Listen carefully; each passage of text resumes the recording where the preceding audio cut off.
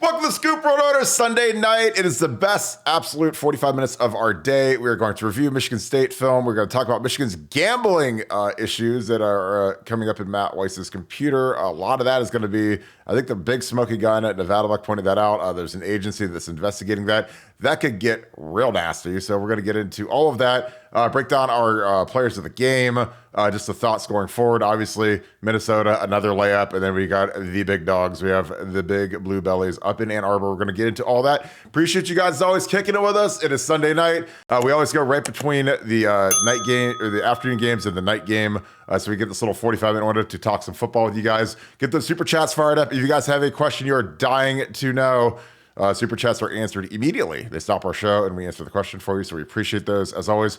Shout out where you guys are watching from. If you enjoy this content, please leave us a like, click subscribe. Also click that little alert bell.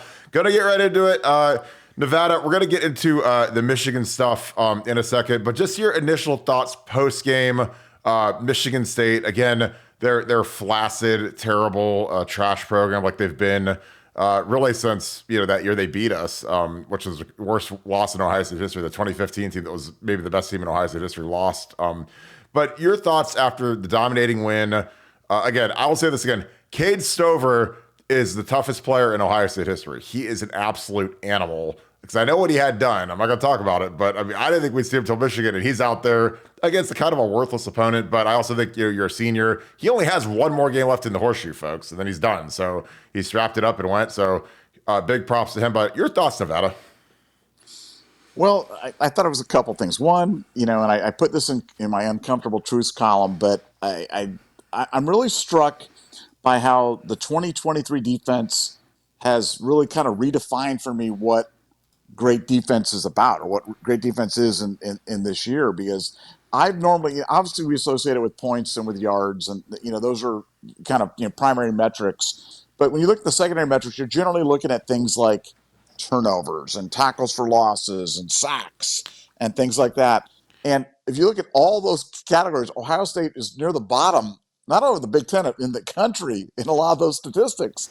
And it's a fundamentally different type of defense that Knowles is playing right now, and it's magnificent to watch. And I'm not sure people really realize how different this is, how much of a change this is, how masterful of a job that he's doing right now, because they are limiting big plays, they are winning third down, they are winning in the red zone, and as a result, they're not going for as many high risk or plays that would have naturally resulted in things like turnovers and sacks and tackles for losses, and they're just stifling other teams. And I mean, it's as different as when people were watching the Silver Bullets and we were in that blitz heavy package, and people were like, "Wow, look how different this is." That's how different this defense is. It's unlike anything that we've ever seen at Ohio State, and frankly, I'm trying to think about where else I've seen it. I mean, they're just super responsible, and just, I mean, it's just, you're watching a maestro playing out there, and these guys really are together. They really know what they're doing. But you've got to adjust your expectations about what you're looking for defensive football, because you're not seeing the big splash plays, and you're not seeing, the big negative plays, which normally we associate with it. And that's fun. That's point one. Point two is, people are waiting on Kyle McCord to be great, or be C.J. Stroud, or be Justin Fields, or be whatever.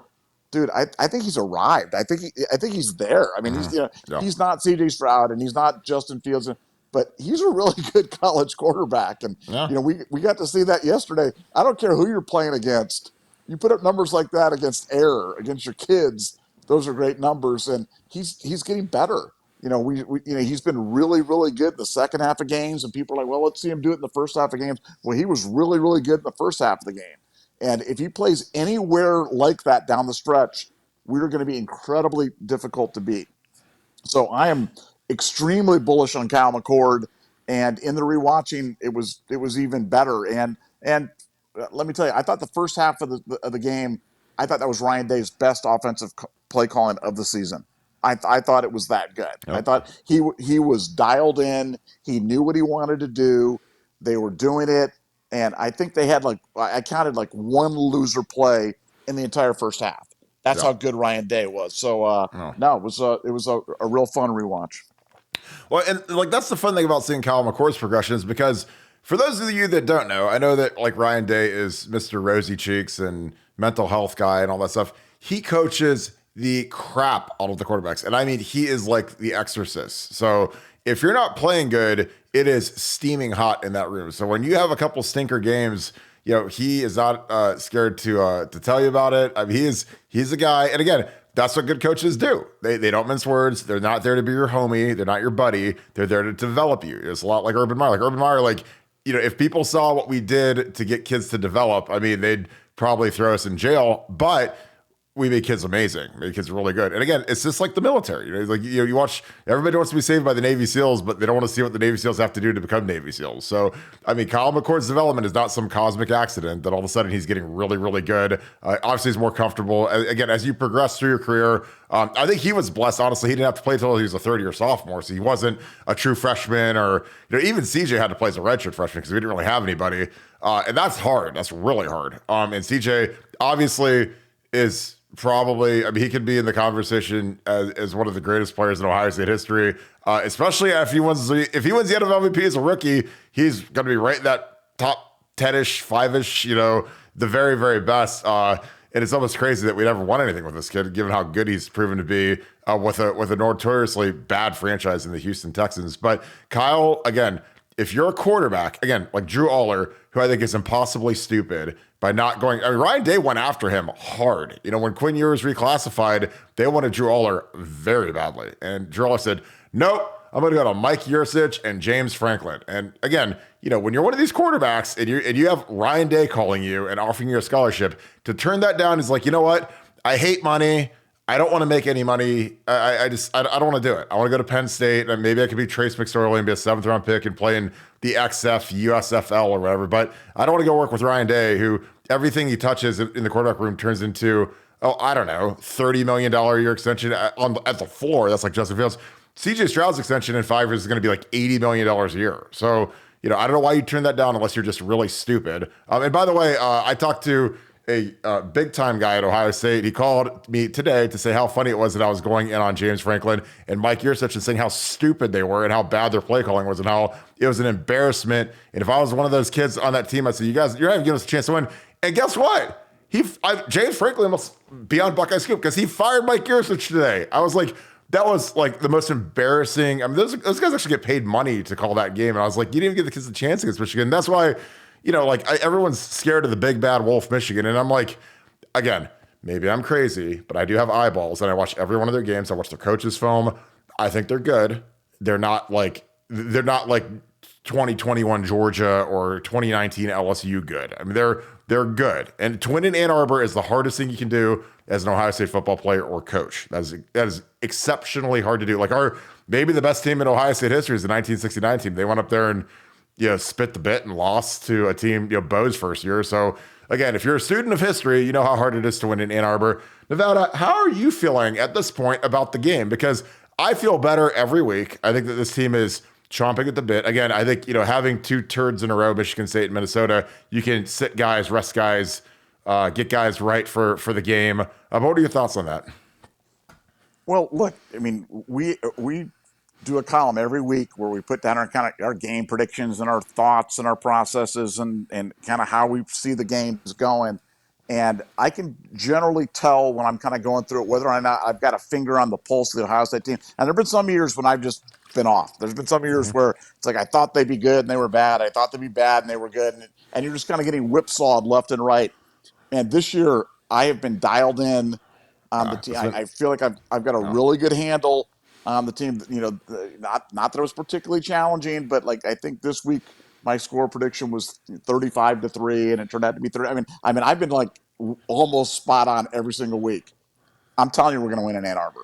We're better Yes. than them. Oh, yeah. Oh, yeah. They do not have a Trey Henderson. They do not have a Marvin Harrison Jr. And they're just not as good as they were in the past year. They were decent teams in the past years that were cheating, that knew Yeah. what was coming. That's how they held C.J. Stroud last year. C.J. freaking Stroud and Paris Johnson and Marvin Harrison and Emeka Buka and they held that team to 3 points in the second half because they knew what was coming. And I I had a guy make a really good point to me, somebody who's kind of in the know on the whole thing about Michigan, and he's like, one of the things that's in the manifesto is talking about, because part of the manifesto was kind of a audition thing. It was kind of like his Yeah. thoughts, his ruminations, his dream, but it was Yeah. kind of part of it was his audition thing to Harbaugh in terms of what he could do. Yeah. And in Yeah. there, he says he talks about the second half advantage that they would enjoy in these games because teams would be forced to change their signs, and he would have a complete library, and he would know in the second half exactly when they went to their signs because they couldn't come up with an entirely new sign system, but he would know exactly when they went in the second half what their signs were from watching previous games, and it would create this huge advantage for Michigan in the second half of games. And I was like, man, that's really smart. And that really kind of explains the Michigan second half dominance, which kind of leads into the whole Michigan gambling thing. Because I want to talk a little bit about that. We've talked a little about this, but I Yep. want to get this. U.S. Integrity. As Google the firm, check the firm out. It was mentioned in the Big Ten letter. We've talked a little bit about this, but they are the firm that looks for gambling line inconsistencies, inefficiencies in the market, things that just aren't right when it comes to sports gambling. And they are the firm that does all these things. Now, when you tie this together with Weiss's computer had gambling cookies on it, which means that he was connecting to gambling sites, daily fantasy, sports book. So he was gambling. Now, we all know how bad that is, but you can't do Yeah. that. Well, apparently, it goes beyond that, and it goes to other people in Schembeck. They're all other interns, other staff members, other people were gambling on the game. Now, I can't say with certainty that they were gambling on Michigan games, whatever, but they were gambling. They were connecting to the sites. They were playing the daily fantasy. They were Yeah. doing the things. And you've got U.S. Integrity that's now not only under an agreement and doing work for the NCAA, they're also doing work for the Big Ten Conference, Yeah. looking at this, looking at the issue, looking at for game to game variability on these lines, and seeing how deep this thing gets. And I think that's the thing that's going to blow this thing wide open is when the gambling angle comes on this, because you want to talk about lack of institutional control. They've already got all the elements of lack of institutional control. You've got repeat offender, you've got lying to the NCAA, you've got massive just rampant violations that go up and down the organization, and now you throw gambling into the mix on top of this. Oh I yeah. think this thing's gonna blow wide open, and I think it's gonna. I think the NCAA wants to do it on an expedited basis because they know how big this is, and I think that's definitely coming.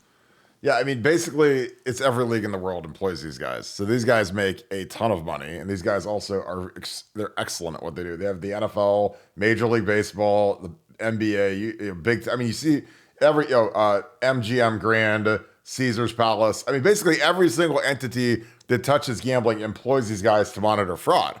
So when these guys come sniffing around, this is not good for the old maize and blue. Because I'm telling you, these guys do not play. They're ultra sophisticated. Nevada, is that something that you feel like has been kind of an underserved narrative? Because you don't hear about this much. And the fact that these guys are getting investigated by these guys, I mean, that's like, it's like the feds showed up to your office and taking all the laptops or something. And you're like, oh, well, he also, took someone's bottle of water out of the fridge too. It's like nobody. That's all they report on. They don't. Oh, they just took all the servers and all the hard drives, and this seems to be the story to me, because I mean these guys are employed by every major sporting entity and every major gambling entity that there is. I mean MGM, like all the big dogs are right at the top of the page. They didn't do that by an accident. They put all the NFL, BetMGM, Caesars, basically all of Las Vegas is monitored by these guys.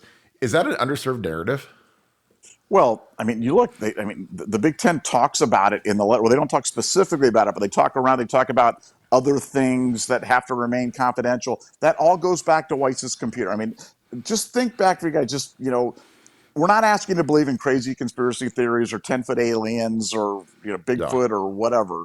Yeah. With all due respect to Bigfoot Buckeye, We're talking about like when Weiss got fired. Just ask yourself, as a fan, if you were following that, didn't you think that was weird? Didn't you think it was weird how they came down and he got fired for Well, computer access? I mean, it was yeah. weird. The one thing I'll say is here's what's weird.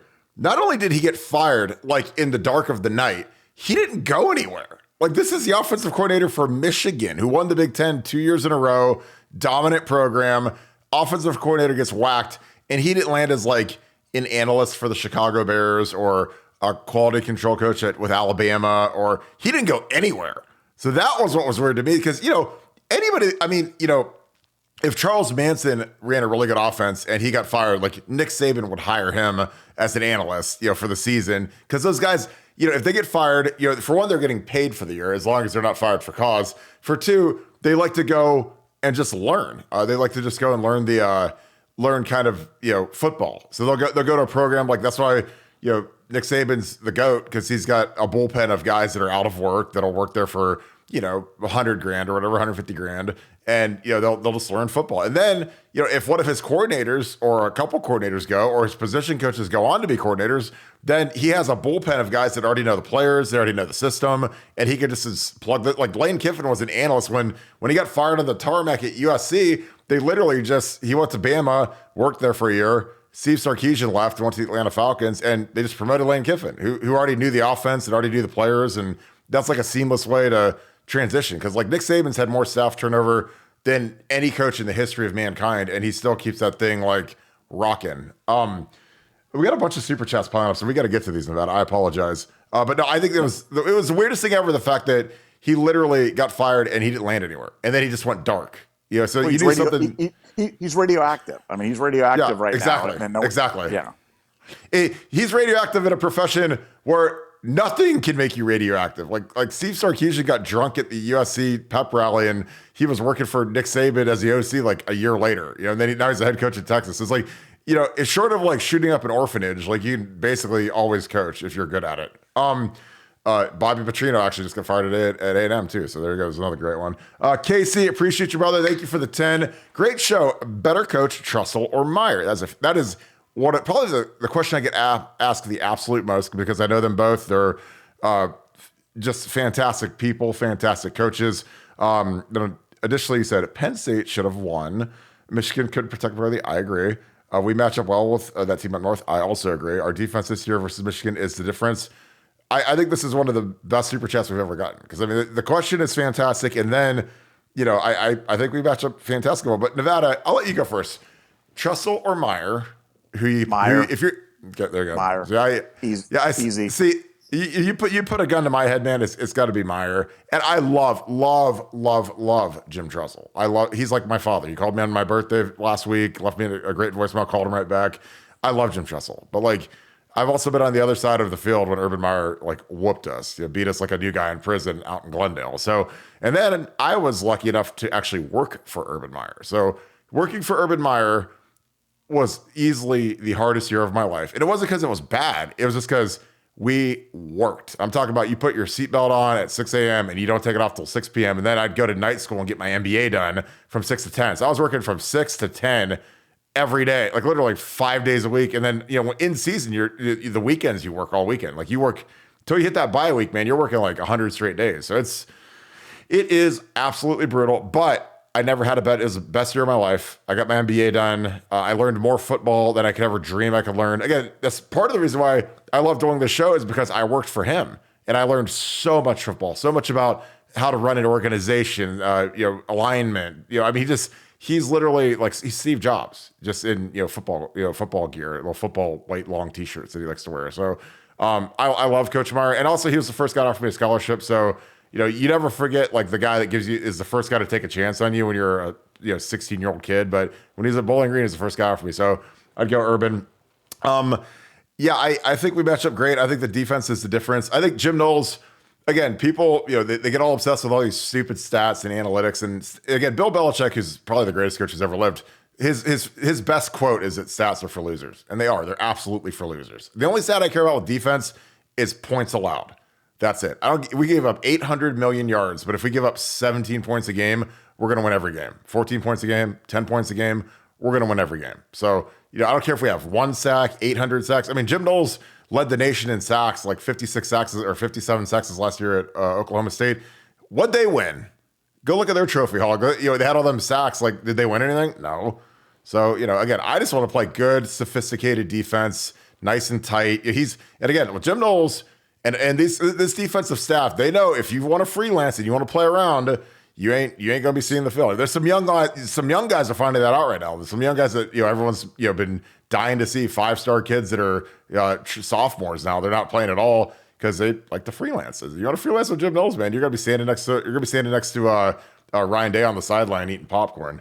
Nevada, do you believe the defense is the difference this year? Yeah, I mean it's pretty readily apparent that that's the biggest difference between last year's team and this year's team is you got dudes. We've talked about it ad nauseum, but he had 5 starters last year that didn't even sniff the NFL draft.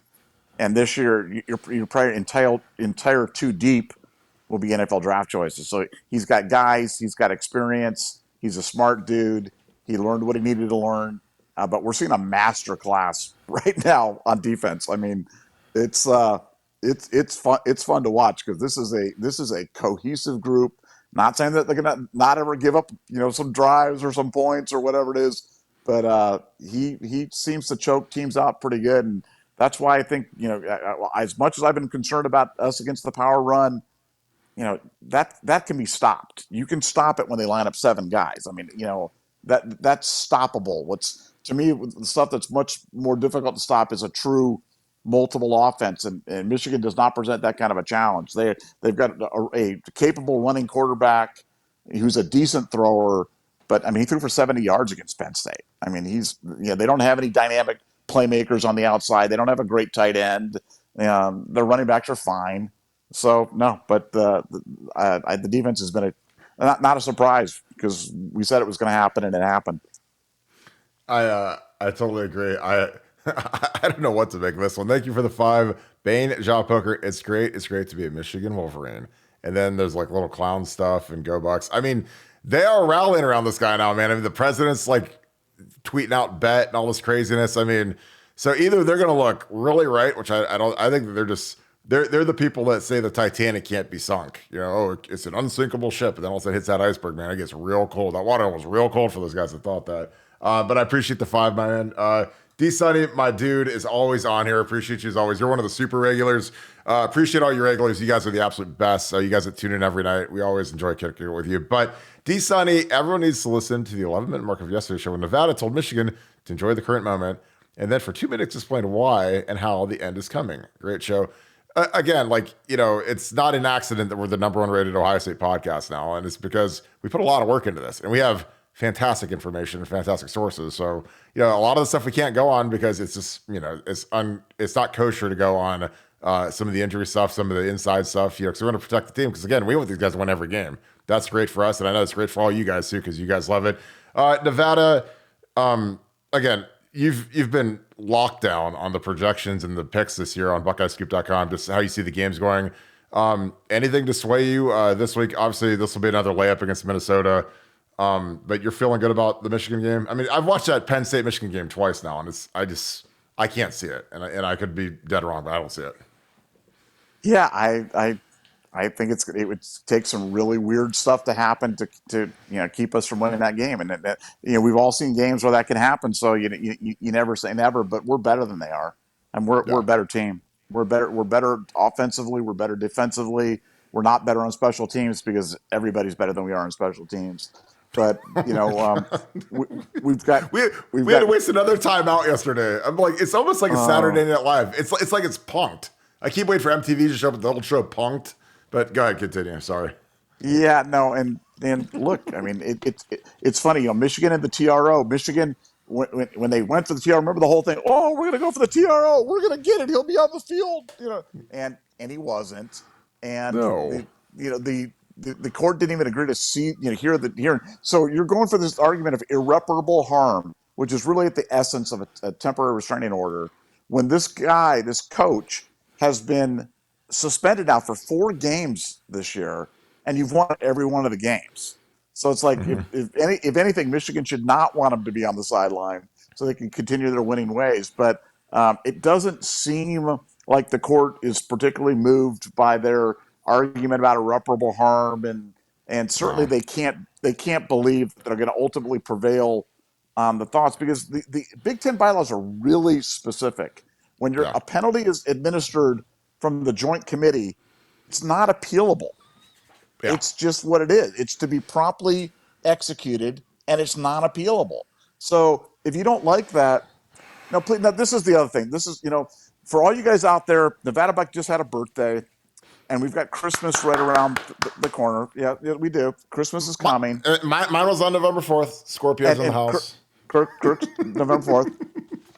All Nevadabuck wants for Christmas is Michigan to leave the Big Ten. So there's all this talk about Michigan. Oh, we're gonna leave. Oh We'll my God, leave. where are you gonna go? It's like, You're gonna go to the please, SEC? Oh, please please go down leave. there. Please Oh, leave. God. Yeah. Please leave. Okay, guys. We don't care. Nobody cares about your stupid little program. We just added USC, UCLA, Oregon, Yeah. Washington. We don't give a whatever about you. So please leave. Okay, go to the ACC and go to the SEC. Go independent. Go wherever you want to go. But we don't care. No one cares. So that's what Nevadabuck wants. So if you guys want to, what Nevadabuck wants, you guys could just be like, always think at night, just be like, hey kids, let's say a prayer for the people in Israel, and let's say a prayer for the Ukrainians, and let's say a prayer for Michigan to leave the Big Ten. And if we get those three things, then I'm going to be happy. Yeah, I mean, them leaving, like when you had USC and Oregon and Washington, it's like when you get that group of like five hot chicks and the one fat chicks at the end, and she's like, "This isn't fine. I'm gonna leave," but the five hot chicks are gonna say, "I'd be like, see ya. It's more food for us, more booze for us." I love that. This is another one. I appreciate you, Matt Peck, again, my dude. Thank you for the 10. Jess, I want to say you guys are the best pods out there. Appreciate that, my man. Zach does a great job too. Do you guys think Lathan will be back for Michigan? I don't think there's any chance. I think he's gonna be done for long term. Was the term I was told. And also Tommy's injury. Any idea? I think Tommy's back from Michigan. They'll hold him this week though. Your thoughts on that, Nevada? Yeah, initially the thought on Lathan was that he'd be back by Michigan, and that definitely does not look that way. We've got a report that did not sound promising in that regard, and that's a shame. But hey, I've said this all year long. I don't sweat stuff like that, man. It's next man up, No. and Nope. as bad as that is for Lathan, there is another NFL quality guy right behind him who's ready to step up and have his moment. And if for some reason something bad happens and we lose, it's not because we didn't have Lathan Ransom. I can guarantee you that. Yeah, exactly. Our depth on in the back four has been unbelievable. I mean, we got Jermaine Matthews, and we got guys that are just cooking right now. So it's fun. Well, we got to dive into the film room. I know you guys have been dying for this. I know I get a lot of compliments on this. Your boy Ryan was on. He was lighting a cigar during this one, man, because he was lit. I mean, this is a beautiful design. This counter action. So you got a lot of eye candy here. You got the pull guard. You got the fake pull where G Scott, he pulls the e-brake. That's the brake that's in the middle of your car, and he swings back around here, all to get the Heisman man another touch in a creative way. But I mean, this is just butt naked all the way to the end zone. I mean, and Josh Hart doesn't even block anybody. I mean, he doesn't have to. He's kind of sizing them up, but this is just gorgeous. I mean, again, and this is good. The guy, it's funny, the guy's got the tough block here is Carson. He's got to come and make sure that this guy does not get upfield. And that can be tough, man. You got to snap and you got to hook.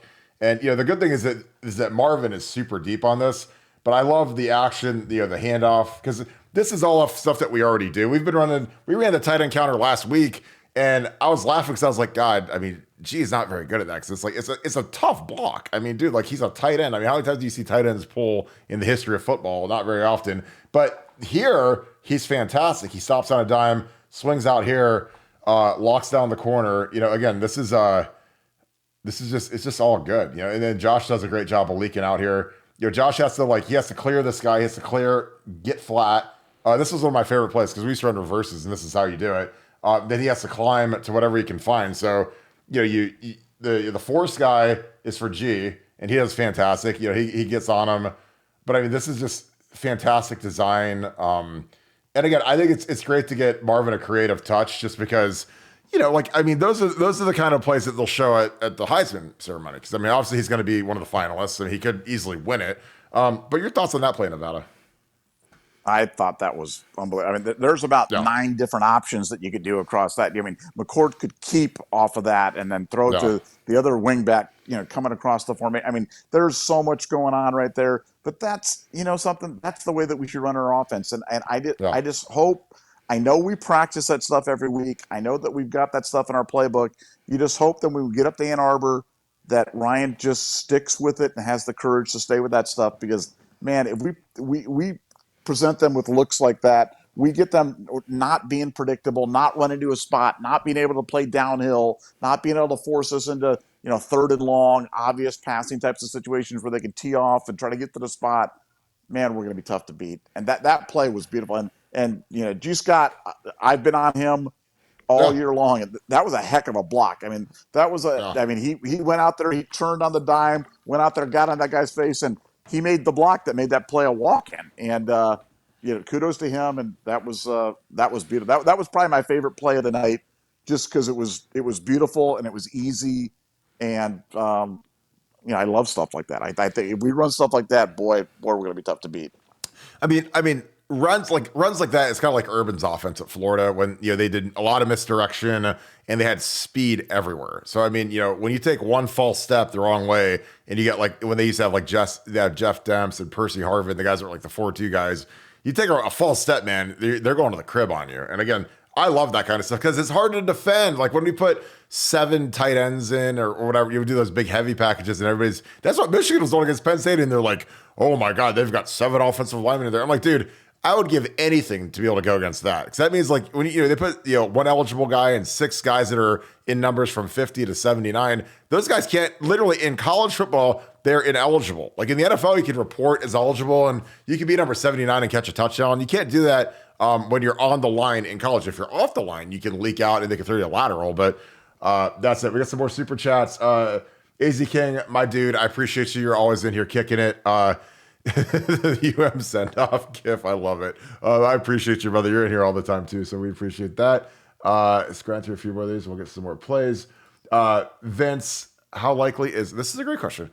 How likely is the Heisman for Marv? And do you think he's at least a lock for Blitnikoff? I mean, if he doesn't win the Blitnikoff, I don't know what else you can do. I mean, I know that we're terrible at promoting these guys because again, here's the deal. And again, people are like, oh, you're just bagging on your buddy at Ohio State, but it's like we had CJ Stroud last year. He didn't win anything. I mean, how good is that guy? You guys, is CJ Stroud good? Is he better than Bryce Young? Is he better than Caleb Williams? Like, he didn't win anything. Paris Johnson, best tackle we've had since Orlando Pace, not even close. 6th overall pick. He wasn't even the Big Ten offensive lineman of the year. They gave it to the stiff from Northwestern who's playing guard for the Titans. Like, so at some point, it just becomes stupid. I mean, it's like you almost have like the Parker Fleming of SIDs that are doing the job. Because I'm like, dude, you got to promote some of these guys. DeJuan Jones, like, I mean, he was an All-American, but dude, he should have been up for the outlet. He should have been up for everything. Look how good DeJuan is. So again, I know the deal. They can only promote so many guys, but like Marvin Harrison not winning, the Blitnikoff last year was the craziest thing I've ever seen. A 4th round pick that went to the New York Giants, who's the worst team in football, who no one ever heard of, beat out Marvin. So again, it's what it is. So there's my diatribe. Nevada, do you feel like Marvin is a lock for the Blitnikoff?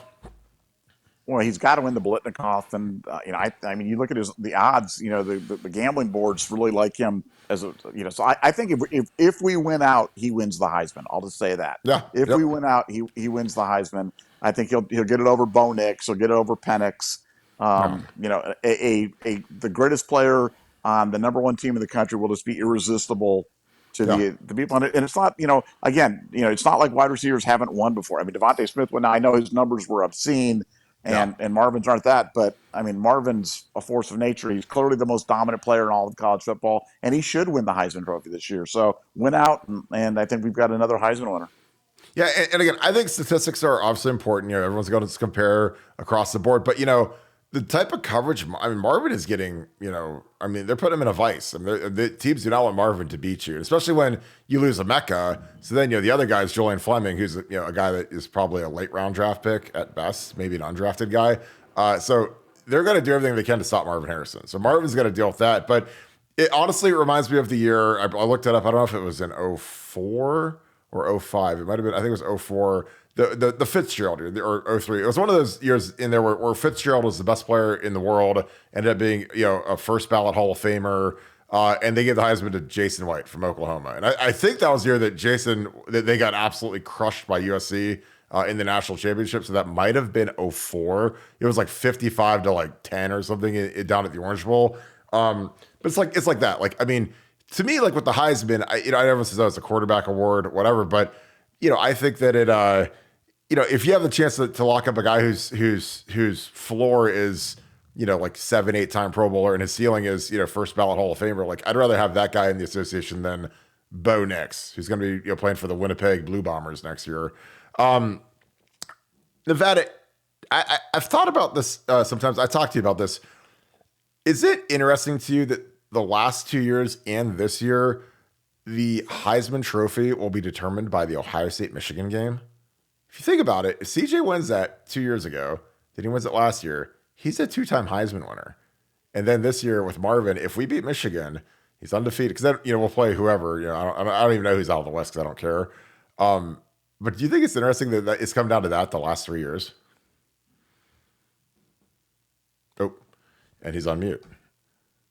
I'll get him back in here. But I think it is. And in your deal, I'd love to hear your comments on that. Do you think that the last 3 years we should have had 3 Heisman trophies? I do. All right, here he's coming back in. Did you get my question? Nevada's back with us, folks. I did get your question. No, I just think it I don't want to be redundant, but it just goes to show you how impactful the stupid Connor Stalions cheating thing was over the past 2 years. I mean, it affected the Heisman. The Heisman. It affected.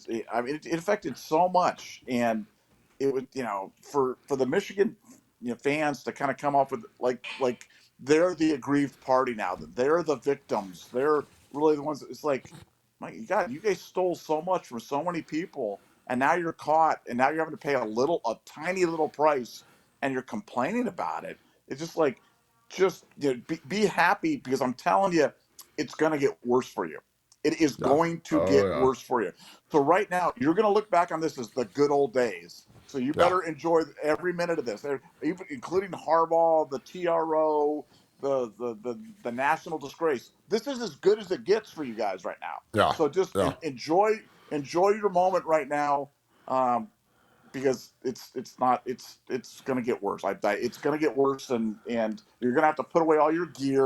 You're going to put away your gear and put it underneath the closet in the old hope chest, and pull out your Central Michigan stuff and put it on, and you can all dress up like Connor Stallions and walk around like a CMU coach, and some of you can be Western Michigan coaches, because Connor Stallions dressed up like a Western Michigan coach too. So you can do it all, but you ain't gonna be Western Michigan fans anymore because it's too embarrassing. I totally agree. The super chats are pouring in. We appreciate all you guys. Again, I love answering. You guys help make the show as good as anything, because I'm telling you, you guys come up with fantastic questions. So big props to you guys. We love answering this stuff. Culture by right. BYRT. Appreciate you. Thank you for the 10, brother. Culture of shrewdness developed at Michigan from untying. Yeah, I agree. This is why I love the people that watch the show, because you guys pick up on stuff like this. Untying Dobbins' shoes, years of scouting. So you watch. I'm sure you guys have seen like the HBO documentary, and they're like jumping around in the tunnel trying to fight us and scream, because we go down that same stupid tunnel every single year, and they're always there. They always got their cameras, and guys like Jake Ryan, who played at St. Ignatius and wouldn't break an egg, are jumping around screaming like they're from the hood. I'm like, dude, like you went to St. Ignatius, like you're not scaring anybody. Playoff results, and that's not a shot, because I've got really good friends at Ignatius, but they eat caviar at lunch, and at Perry we had to eat ham sandwich with no crust. Playoff results last year showed Bucks better. Bucks for the win at the Big House. Go Bucks! I agree. Again, but do you agree with the culture of shrewdness of addicts? They have been kind of greasy, and I've noticed that. Well, look, I mean, if we were like that, I'd be embarrassed. I mean, I would be embarrassed. Absolutely. I'm like, what is that? I mean, I'd still be a fan. I wouldn't turn in my fan card. I'd still wear my gear. I'd still be this, but but I'd be embarrassed and I'd call it out. Oh, I'd be like, oh, man, that's embarrassing. I mean, if the president of the university was tweeting out bet, oh my I'd God. be I'd be like, what are you, 12 years old or Are something you like that? Yeah, you 10 years old. Yeah, Bet. what do you need more bets? Oh, look, I'm cool. Tom Brady Oh with my bet. God. No, you guys are such morons, man. You're embarrassing. You guys stop. Yeah, I mean, it sucks being Bush League when you try to act like you're like, wine and cheese. So, Revia Tutu, appreciate you. Thank you for the 10. Can we talk about the offensive line improvement? Sounds like Carson Hinsman is doing well, right? Carson is getting better. I think his biggest issue was confidence. Again, it's been hot in that O-line room now. I'm telling you, Ryan Day, again, don't take his kindness and his gentle approaches. He's not like, he gets after these guys hard. And I'm telling you, when you're in the Woody Hayes and you're a coach, if your unit is underperforming, I was there with Urban Meyer when I worked with Ed Warner. I'm like, dude, I don't know what we're going to do, whatever it takes to get this. We are not going to have the Eye of Sauron. You guys have seen the Lord of the Rings, the Eye of Sauron, that big orange eye that like shoots fire and stuff. Like that was Urban Meyer. And Ryan has got a little bit of Eye of Sauron on him because you do not want to be that underperforming position group that all the other units are looking at. Because again, last year, for those last two games, that was the whole defense. So you had like 3 different rooms. You have the DB room, your linebacker room, and your D-line room. And those guys, that offense is looking at like, guys, we scored like 42 points. And we still can't win. Really? We scored 42 and you guys are still getting ran over like that. So, and again, cheating, Georgia, whatever. But again, you don't want to be in that unit that is being let down. And again, I think that was a massive motivation for that group. Because again, that a lot of those guys are back. The most talented guys are all back. And there are some guys that frankly shouldn't have been playing last year that went on to do whatever, but they're not playing in the NFL. So I think that, when you get whipped all off season, man, it is tough in Columbus. Can we talk about the offensive line improvement? Yeah, Carson has been getting better. Also, haven't seen much from Emeka. Is it injuries or something else? No, I think Emeka is really beat up, but I think that you hold him for another week and put him on glass. I know they've been trying to bring him back, but I don't know why. I think the only reason you play him at all is for conditioning, so that he's got some wind to him when he goes up to Ann Arbor. But your thoughts on the O-line, Nevada? And also, are you still worried, like all of the crack geniuses that reported from an open practice that the second team offensive line did not look good, and we have no chance to ever win ever again? Yeah, no, that was bad. Just bad take. But no, the O line now. Ohio State, they've repped Matt Jones recently at center. Just so you guys know, they've repped Matt Jones at center, moving Enoch and George Fitz to guard there, to fill it in. So they've been kind of pushing on Carson there to kind of step up. And other than that butt snap that he had, I thought he played really well. I thought he's played Yeah. really well the last couple of weeks. But they've looked at shuffling some things there in terms of doing it. But I like what the offensive line's doing. But the offensive line is always going to look better when we stop calling loser plays. So, Yep. it's that the offensive line looked totally fine on that play that we broke down earlier in the show, where we've got guys going left and guys going right, and wing backs pirouetting in a orbit motion and that's. But if you run into a mass front with 9 guys, and we're probably not going to look great. So Yeah. I think it's directly scheme related. But they've been trying to light a fire under Carson. They want more production out of him. He's a little light, but I think he's been playing better. And as a result, the entire offensive line. And let's face it, when you have Trey Henderson back there, the entire offensive line looks better because Yep. Trey. If you watch Jahmyr Gibbs play for the Detroit Lions, that is who Trey Henderson is, and that's who he'll be Yes. at the next level. He is an elite NFL running back. He's going to be terrific in the league. And so enjoy him as well while we have him, because Michigan doesn't have a Trey Henderson, and we do. And that could very well be the difference up in Ann Arbor in a couple of weeks. Yeah, and like it was amazing at like the middle of the season, people were saying, "Oh, he stinks, no vision, whatever." And I'm like, dude, like you guys are total idiots. He has like fractured ribs right now, and he's waiting for his ribs to heal so he can come back and play. Because the dude is an absolute warrior. He's a tough kid, and he is. If there's one thing that you love as an offensive lineman, again, I played offensive line. I love the offensive line.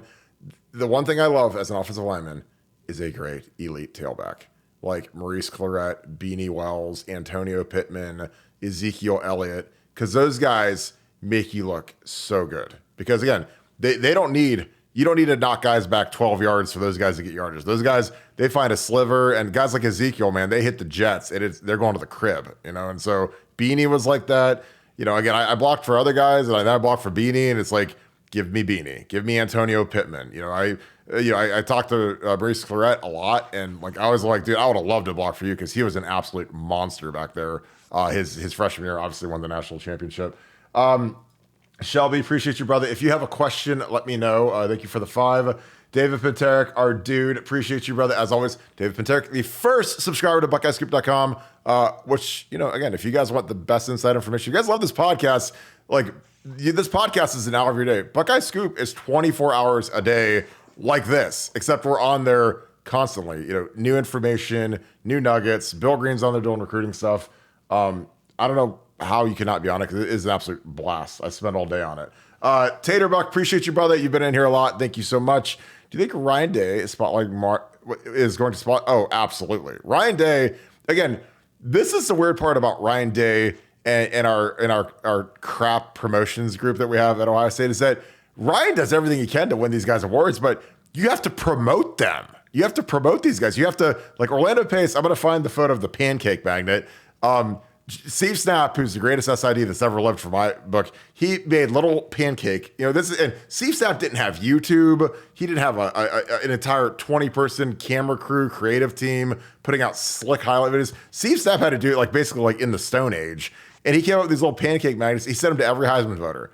So, you get that in the mail and you're like, oh, that's kind of cool. It's a little stack of pancakes with paste on it. And it's a magnet, so I'll throw that on my fridge. So every time you go into the fridge, you get you a Diet Coke, you get you some spare ribs or whatever you like to eat. You see that big paste thing, you're like, oh, that's kind of cool. And then all of a sudden, he ends up being 4th in the Heisman as a tackle, which is impossible. You don't see offensive linemen get invited to the Heisman, but he was so masterful at marketing and promoting that he got him there. So, what do you think, Nevada? Obviously, I think Ryan's going to Marvin's going to get 15, 20 targets. Ryan's a lot like Kyle Shanahan. Like Kyle Shanahan today, I was watching the 49ers versus the Jaguars game because I have McCaffrey in one league and I have Purdy in a league. And I was watching them and they have all the starters pulled and they're down in the red zone. And Christian McCaffrey's in the game, but Trent Williams is out, Purdy's out, Ayuk's out, Kittle's out. They got all the AYOs, all the guys that were on the plane that normally don't play. They're all in the game. And then Christian McCaffrey, and he's throwing the ball to Christian McCaffrey when he's up 38-3. And I'm like, why is he still in the game? And, because I don't want him to get hurt. And it's because he had a 17-game touchdown streak. He's trying to keep it alive. So coaches, they like to, if there's a streak or a most 100 yards or whatever, they like to dial that up. And because, again, it looks good on the data sheet when you've got those voters looking at, here's the top candidates for awards. But your thoughts on that, Nevada? Yeah, Ryan Day's done that almost to a fault. Where he's kept guys in and, yep. Stroud, totally agree. Keep Stroud in 50-0 games and never developed the backups. But, look, I don't think what happened on Saturday night was a cosmic accident. They were making a concerted effort to feed Marvin, to kind of feature Marvin, and it worked. Marvin literally in game, the odds on Marvin Harrison to win the Heisman dropped from 14-1 to 4.5-1 in the first quarter. Jeez. So it's it worked. And like you said, you've got Gus Johnson calling him Maserati Marvin. That's the easiest. Association of the world, do the Maserati thing, picture of him in the car. And this doesn't have to be particularly complicated, but like you said, we're just not good at it. That's why all the Boses, we could go through the list of guys. Oh my, let's see, the Boses, they got beat out by Scooter McDougal or Scooby Wright, I'm like, Scooby Wright beat out Joey Bosa? In what universe? Oh my God. I remember I was going to town on Twitter back in the day. This is before I was really on site. And it was funny because Mark Pantoni sent me a text saying he got a thing from one of the people at Arizona. They said, it's really poor that one of your GAs is insulting our player who won the award over Bosa. And I told him, I was like, give him my number. I'll say it to his face. I think he's an idiot. Joey Bosa, and Joey proved me right. I was like, this is an absolute tragedy. And again, Joey doesn't care. He's going to make $250 million in the league. Scooby's out of the league in 5 minutes. But Pantoni sent me that. I'm like, dude, for one, tell him I'm not a GA, and tell him to come see me. I don't care. Give him my phone number. But I was right. Because again, usually when I go that far off the rails, it's because I'm 1,000% right. And I was. So, we guess, God, these are piling up. I appreciate you guys so much. What a great night. Tony Turley, as for the cheating team up north, I love it. I had to figure that out at first, but now I really love it. Leaving the Big Ten. I don't think the MAC will run a program that dirty. I mean, the MAC is the MAC. And again, when you're at the MAC, you don't have like 25 compliance officers and dedicated folks. I mean, the MAC can get down now when it comes to getting some stuff done. I mean, again, they let Connor Stalions on the sideline. They didn't even know who he was. Central Michigan still hasn't said that was him. I mean, he's saying they think it thought it was, but it was just like, I mean, Nevada, are you surprised Central Michigan has not come out and said, yes, that was Connor Stalions. Yes, the person that gave him their credential was fired. Case closed. Well, I mean, they have told the Big Ten that, and they have told the NCAA that. They just haven't come out with it publicly because it's part of the investigation, the ongoing investigation. But yeah, I mean, what a black eye for the program. And I don't buy for a second that they didn't know he was on the sideline. Of course they knew he was on the sideline. All those guys have ties to Michigan. McElwain's tied to Michigan. They knew exactly what was going on with that. I don't believe for a second that he just snuck onto the sideline with a stolen pass and in the outfit. They all knew. They all knew that he was there, as we talked about, to try out his stuff, to do a test run, and to help Central Michigan. Central Michigan was leading in that game 7-3 with 49 seconds to go in the first half. So he was there. He was there for a reason, guys. It wasn't just to take the game in. I'm telling you. Yeah, he wasn't just there to eat the pregame meal and get the postgame snack. He was there to actually help. Because again, Michigan State stinks, and there's years where a good MAC team could easily beat Michigan State or easily beat the middle to lower tier, and it's happened. I mean, dude, Michigan lost to Toledo less than 20 years ago. So I mean, in football, if a team stinks, anything can happen. Didn't you have a great one against a MAC team with a great Ohio State team, like a 3-0 game at halftime, or 3-2, or no 3-2 against Akron. 2007, when we were number one in the country, we were beating Akron 3-2 because we sucked. We just weren't. We played like trash that day. So it's like we ended up beating them. I don't know if it was like 21-3. But again, that's why like when people are like, "Oh, we didn't do good. Oh, the O line's not good." Oh, I'm just like, guys, like I just want to win every game by 1 point and then flush it down the toilet, move on to the next week, and pray to God that nobody gets hurt. I mean, I don't sit around like, "Oh, we only won by 49. Oh, we didn't cover." It's like, it just. I don't care. I just want to win. If we win every game by 1 this season, we'll be the happiest human beings on earth because we'll be the national champions. I got to show the pancake magnet real quick, and then we're going to go right back to the super chats because we're falling out. So our boy Steve Stapp, who's a genius, he's in the Ohio State Hall of Fame, God rest his soul, came up with this old doohickey magnet. Again, this thing looks like it was made by, in 5 minutes by some intern, but he sent this to every Heisman voter, and sure as could be, Orlando Pace, the left tackle, number 1 overall pick of the draft, got invited to the Heisman. And again, that's like, when you think in the pantheon of O linemen, how many go to the Heisman? I mean, I don't know how many have gone since Orlando, maybe less than 3 or 4, 2. I don't know. But, Ohio State had John Hicks finished second and Pace finished fourth. And again, it's because they're good at promoting this. And again, at Ohio State, it's not like it's that hard to get promotion because you're on primetime TV. You're the biggest brand in college football. You get the highest ratings every single week. Anytime anyone plays you, we play like Notre Dame, we smash every rating ever. So it's just not that hard, but you have to be good at it. Next, we go to, all right, Team Up North chat. Marv will make history in the cheating in game. I appreciate this, Terry. Thank you for the 5.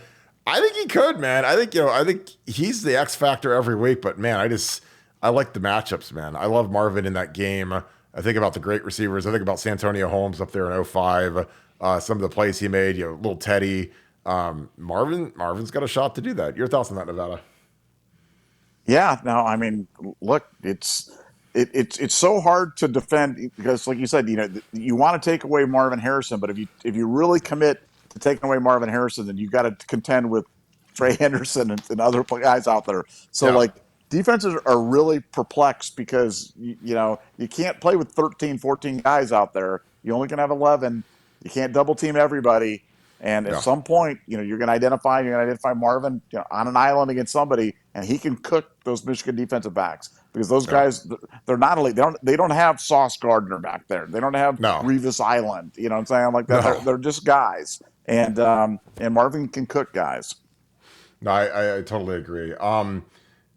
Shelby, appreciate this, my man. Is Mike Hall a liability versus run? I think he's very hit and miss just because of his size. Again, not everybody can do everything because there's guys that are defensive tackles that are liability in the pass rush too. Like, some of those really big fat guys that are slow. I'm sure you see the big NFL guys, like they only play on first and second down. When it's time to go get after that passer, they're running off the field to get a quick little short twitchy guy in. But I don't know if he's a total liability, because he gets some tackles for a loss now. He'll shoot the gap. I think that he's playing in his gaps more this year, because I'm sure that they told him that's why he didn't play last year. But I just think he's a fantastic player, and he's going to be a high pick. And he's just, his dynamic skill set of being a pass rusher, to me, outweighs him being a liability against the run. But your thoughts on that, Nevada? Yeah, I mean, he's a mixed bag. There's no question about it. I mean, it's Yeah. clearly not his strong suit, and I think it's probably the reason why we've been susceptible to the power running game. It's because he's a little undersized, he's a little light, probably what 265, 270, whatever it is, and Yeah. but for a game like this, for a challenge like this isn't unnoticed by him. He's not going to go into this game and be like, "Wow, I didn't have any idea they're going to be running power at me. I didn't have any idea that I'm going to be the linchpin to the defense." I mean, he's being Oh. challenged. They know none of this is going to be a surprise to anybody when we get up there.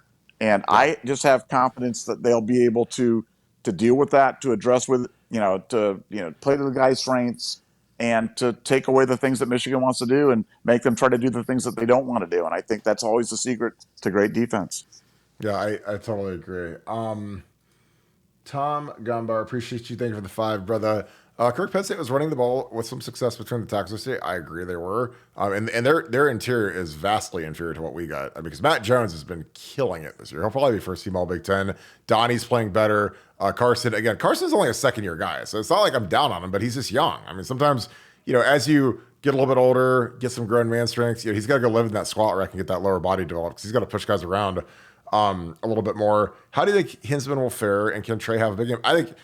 I think Trey's the X factor to the whole team, honestly. I think against Michigan, like, you got to be able to run the ball. A guy like Trey, again, when you go on the road in the Big Ten, and especially if you go to Ann Arbor, you pack your running game, you pack that defense. And our defense is absolutely the best in the country. They're absolutely nasty. I've heard everyone talk about Penn State, Michigan, Georgia, every other team. There isn't a defense in the country I'm taking over Ohio State right now. And those guys, they've got a lot of confidence. They're playing with a lot of energy. They believe in the scheme.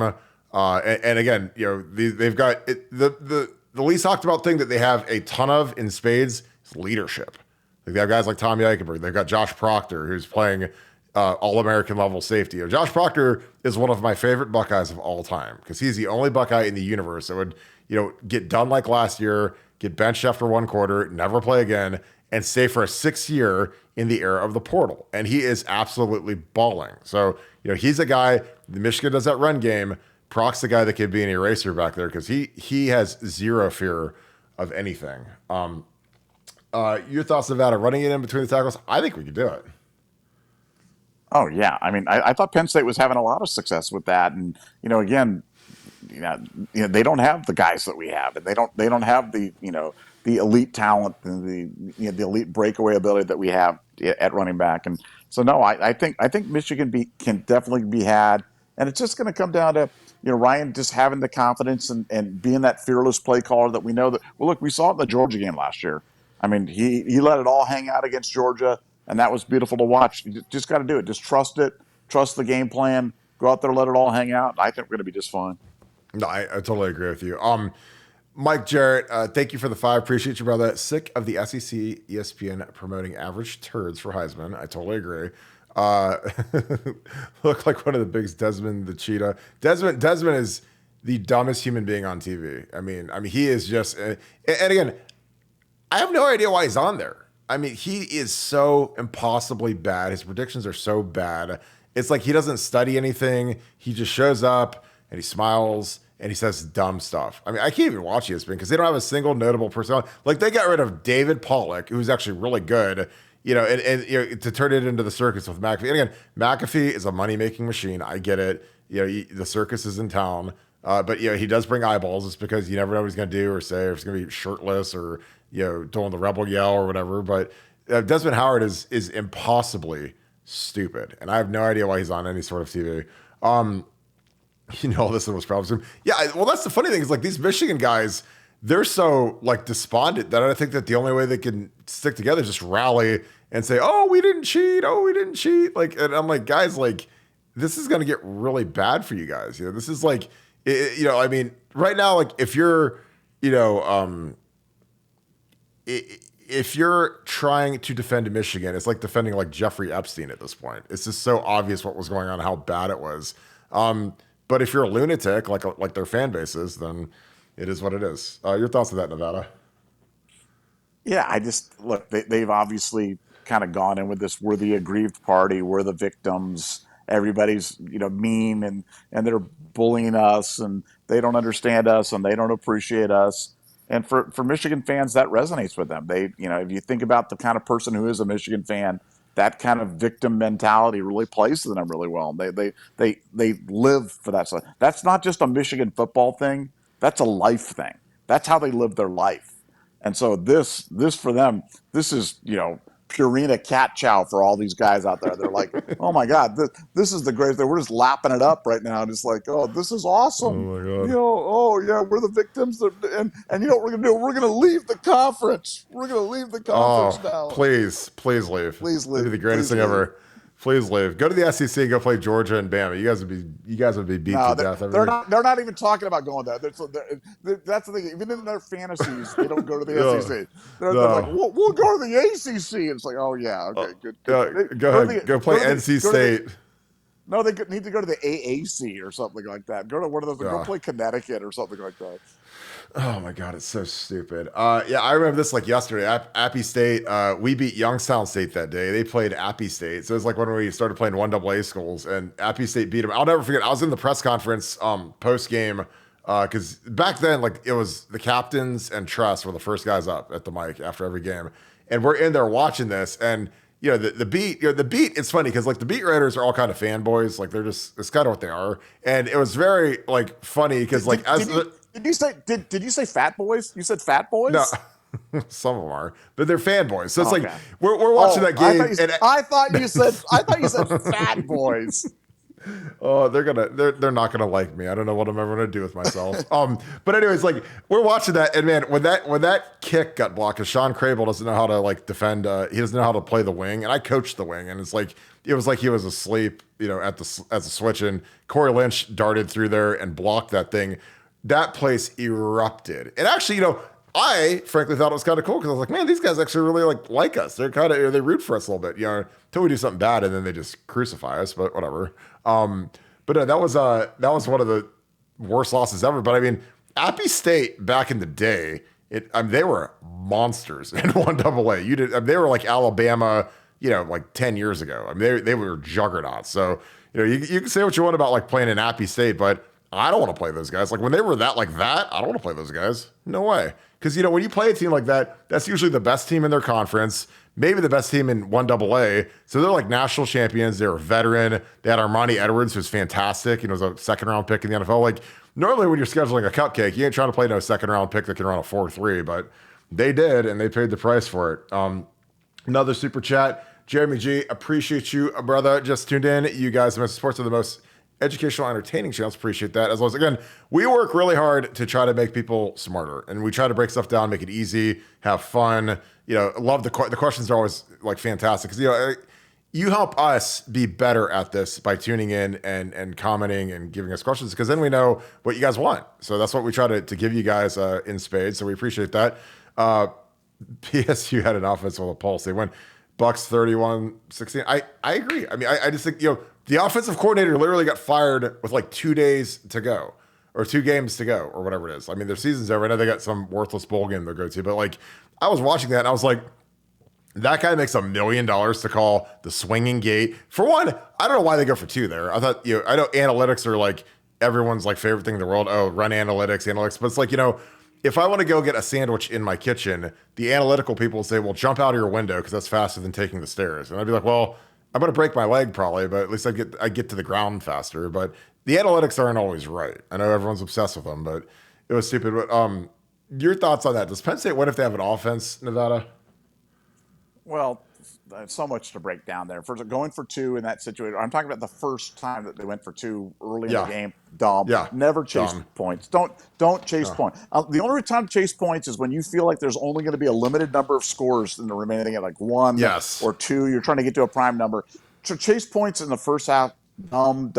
Nobody can ever convince that. Forget the analytics. It's just dumb. So let's put that aside. Secondly, firing Yurcich the day after the game is like literally, that's the greatest thing ever. It's like you're basically saying the reason we lost is this guy was so bad.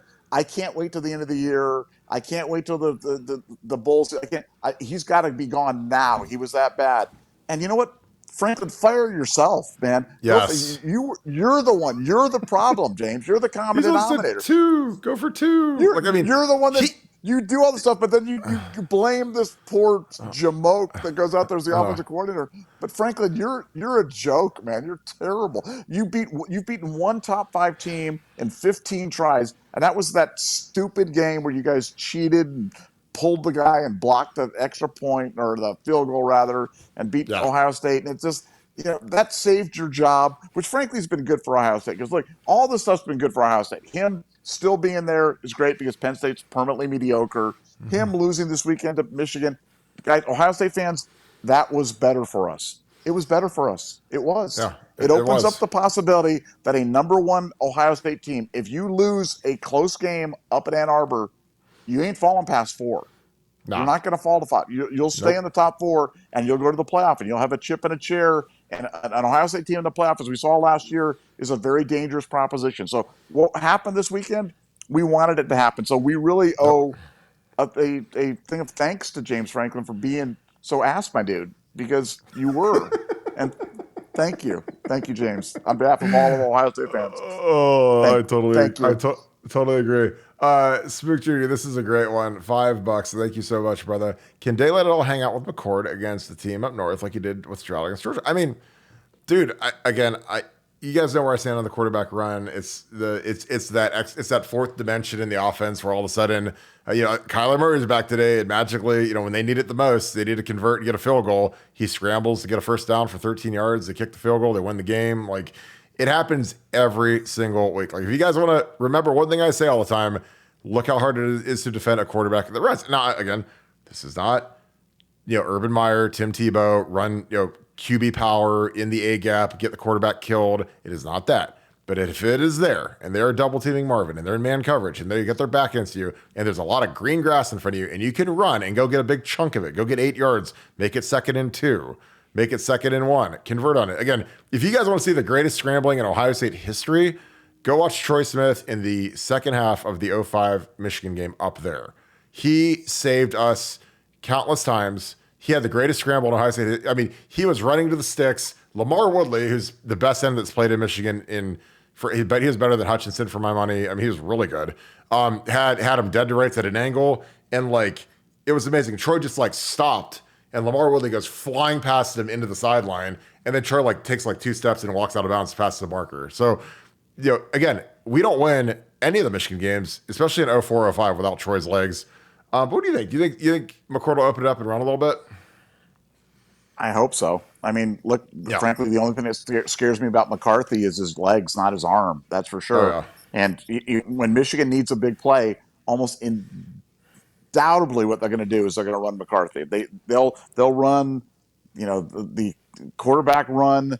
I mean, they run him like we used to run JT Barrett. That's the whoopee for Michigan. They love to run the quarterback. He made a lot of big plays with his legs, scrambling, getting first downs. So yeah, I hope that they unleash full, Kyle, and that's really been one of the things that's really kind of been hurting about the Devin Brown injury. Is the fact that we don't really have a capable backup to Kyle McCord right now. And I think that's got to be in the back of Ryan's mind in terms of limiting, the number of times he's going to allow him to take a hit. Because if he takes a hit, what are we going to do? Go to Lincoln? Go to Tristan? Yeah, that's it. I mean, that's it right there. I mean, you can't. I mean, that's where, but again, to me, if it's open, take it and slide. Do not absorb a blow. But I know exactly what you're saying. I mean, you're going to have Lakey Keenholz in there, dealing it up versus the number 2 team in the nation or 3 team in the nation at that point. No, but I agree. Let's go back to the film room. We got a little bit more, a couple more we'll break down. This was a dime, one of the best throws, maybe the best throw of Kyle McCord's career. I mean, this was, this is the touchdown to Marvin, drops it right in the basket. Again, the chemistry, Marvin on his Monarch machine. It's like Marvin, Marvin's obviously the best receiver. He's probably the best receiver in Ohio State history at this point, but and he's kind of cured the dropsies. But I mean, there's no space here. And again, this isn't bad coverage. Like, I mean, when you're the corner, this is when life sucks, is when you play Marvin Harrison and the quarterback is dialed in like this, and he drops this thing with like an inch to spare, and Marvin drags his feet, and it's right in the basket. And you're just like what, this guy's like, what am I supposed to do? Like, how do you defend? Like, I mean, what is he supposed to do? I don't know. But the thing I love about this one, so we run a full turn protection here. We got Trey back here. So Trey's back here, and this is a turn. This is a slide. Slide protection means that each lineman has the outside gap. So he's got this gap. He's got this. That's the C gap. He's got the B gap. He's got the A gap. He's got the other A gap. He's got the B gap. He's got the C gap. So Trey is looking for whatever's off his butt, off his edge. So when you watch this, the thing that stinks is Josh Simmons is not good here. And again, he's got his inside gap, and this guy swims outside of him. So really, the tight end should have this D tackle right here. This should be the tight ends guy, and this edge guy should be left for Trey.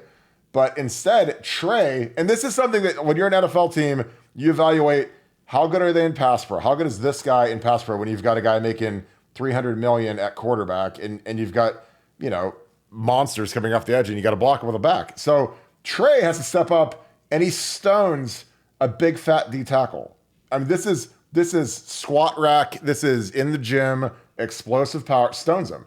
And he gets enough of, now this is that guy probably outweighs Trey by 100 pounds, and he stops him instantly. I mean, and that is, Kyle, get rid of that ball, boy, because I can't hold it in there for too long. But, we hang in there just enough. I mean, Carson's got to be a little bit cleaner here. But, we get it away, and it's clear. And again, he doesn't have to move. I mean, he literally catches the ball, takes a hitch and chucks it and puts it right on the money. But, Trey is the star of that play. I know Marvin's catches, but, Trey is expecting edge pressure, and he looks, and he's got, oh my God, big fat D tackle right in my face, and he stones him, which I think is fantastic. And again, that's like one of the first clips if I was watching a Trey Henderson highlight tape, and I'm like, okay, let's put this right at the top, because it shows that he can stand up versus a guy who's 100 pounds heavier, big fat guy.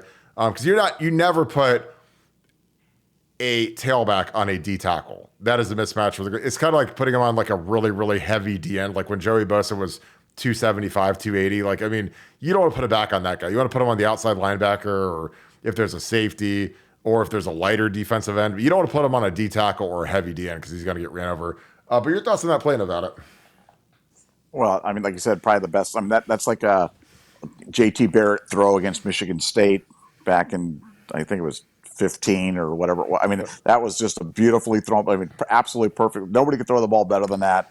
And for Trey, I mean, Trey just plays the game really violently, man. I mean, he runs violently. He blocks violently. He's always looking for contact. So that's why it's been so funny where I hear people bagging on him, and I'm like, man, this kid, and I don't want to get on Lydell Ross, but Lydell Ross is like the anti-Trey, you know what I'm saying? The guy's skittering out of bounds. I mean, Trey is running out there looking for guys to just run through.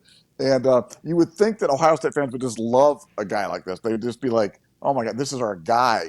And for some reason, he just never connected with the fan base. And it's probably one of the more perplexing things that I've ever seen in all my years watching, because he does everything that you want. I mean, he runs, he's elite, he can catch, and he blocks. He just blows people up when he blocks. And I'm going to be sad when he's gone, because we don't have another Trey Henderson in the room. I'm telling you that. No, we really don't. And that's the thing, is people don't realize how good he is until he's gone.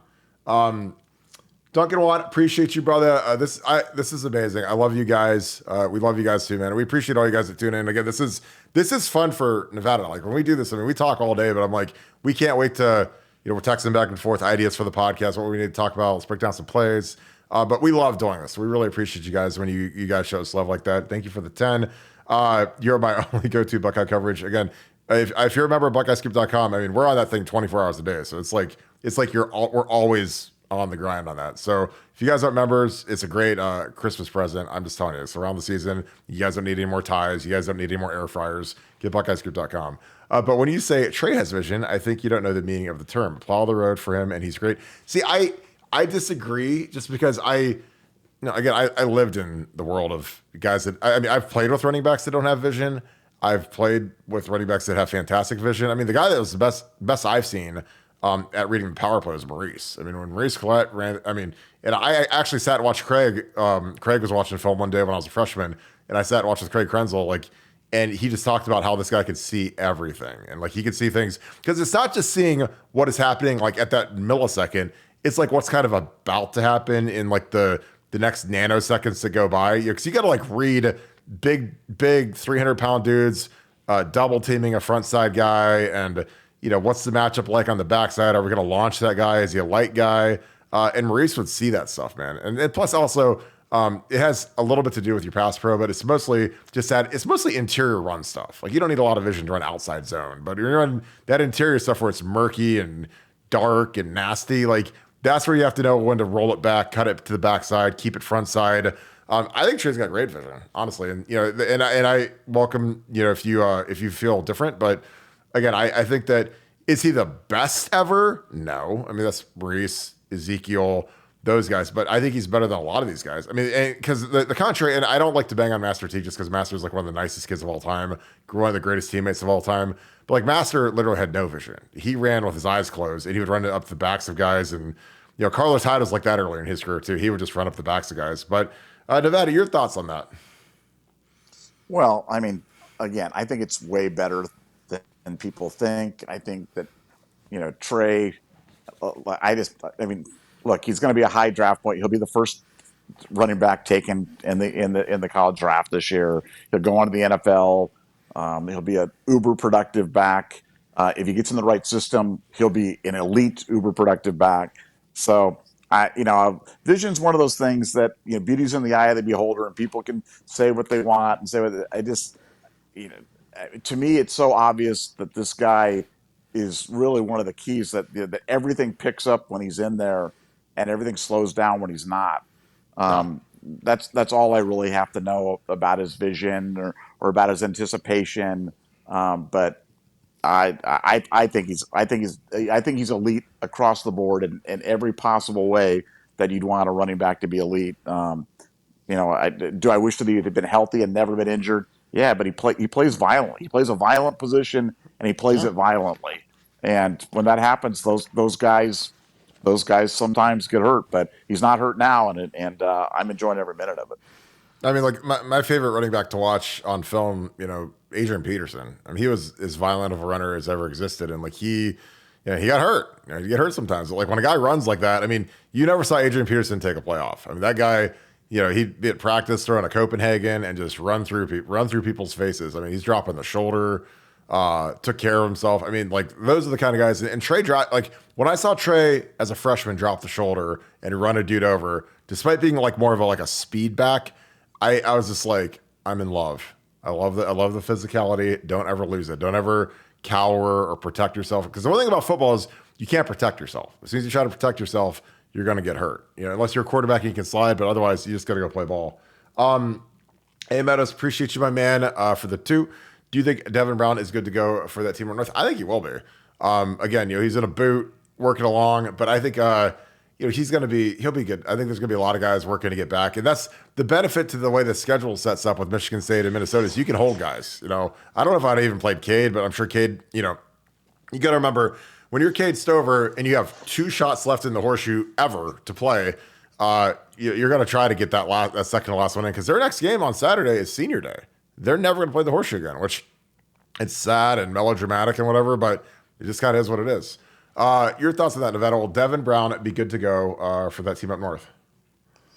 Boy, it's just, I mean, I hope so. Thought he was good to go. I mean, apparently, when you're talking about ankles, it's just so hard. It's so hard to know because you can wake up tomorrow and it can be better, or you can wake up tomorrow and it can be ballooned up like a watermelon. You just don't know. So what I think so, yeah, but we're going to have to monitor this week and see where he's at and check his availability. But I'm hopeful. Let's put it this way: I'm hopeful, and there's no reason to believe that it's anything long term. It's just a question of how effective he can be and how quick he can get out there. Yeah, I totally agree. A. Willis, appreciate you, my man. Thank you for the 5. If the big wanted to hurt that cheating team up north, the cheaters up north, last week. They would have suspended James Franklin. Ooh, that is spicy. Franklin. I don't know. I don't have words. I think he's the biggest fraud in college football, but he's employed and he's smooth talker or whatever, I guess. But I've never seen it with that guy.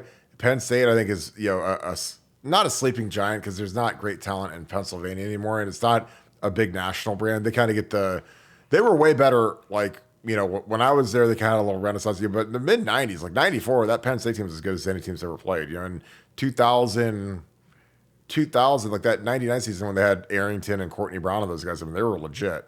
But they've never really been great on offense. They kind of, I always call their fans are like the cicadas because it's like every 20 years they show up and they make a bunch of noise and then they go back into hibernation for 20 years. Like Penn State fans are the ultimate cicadas because they suck for like 10 years. They'll beat us one time on like a fluke play and then, we have to hear about it forever. Like that's the thing. The funny thing about being like an Ohio State like supporter or fan is that when a team beats you like one time in the last 20 years, every time we play them, it's like they have to go back and show like that how like when we play Wisconsin, they show, oh, here's the 2010 game, the JJ Watt game. There's like almost no players left from the NFL still in the NFL because that game was so long ago. Or the Penn State, they always go to the 16 game because we beat them like 5 or 6 or 7 times in a row, and they're like, oh, we got to go back to the one time they actually beat us. So it's just almost funny at this point how dominant we've been over this. So, well, Nevada, I think we can wrap this thing up. This has been a fantastic show. Thank you, guys. Any final thoughts? No, just going to be an exciting week. Kind of sad. This group is going to be the last time we're going to see them in the horseshoe, but going to enjoy the game and getting ready for the big one. The good news about a game like this is you don't have to worry about overlooking this team and getting ready for the game. But, Michigan's playing at Maryland. Yeah. And I'm not saying they're going to lose at Maryland, but like that's a lot more challenging than playing Minnesota in the horseshoe. So no, I think the schedule's set up perfectly.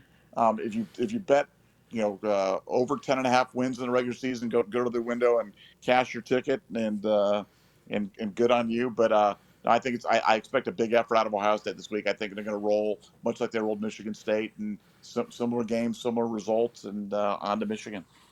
Totally agree. Well, as always, we're so thankful for you guys. We appreciate you guys kicking it with us for the night. Again, the super chats are amazing. Thank you for all of your support. If you enjoyed this content, please leave us a like, click subscribe. Also, click that little alert bell. You'll get alert when we go live. It's usually around 7 every night. So try to stay consistent for you guys. You guys can tune in, kind of appointment television.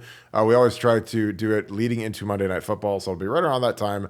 But again, as always, shout out where you guys are watching from. I love to see where you guys are watching the show from. I read all the comments. I think it's hilarious how much we've spread and how global the show is. There's people watching basically every continent except Antarctica, and Antarctica is where Jim Harbaugh needs to go.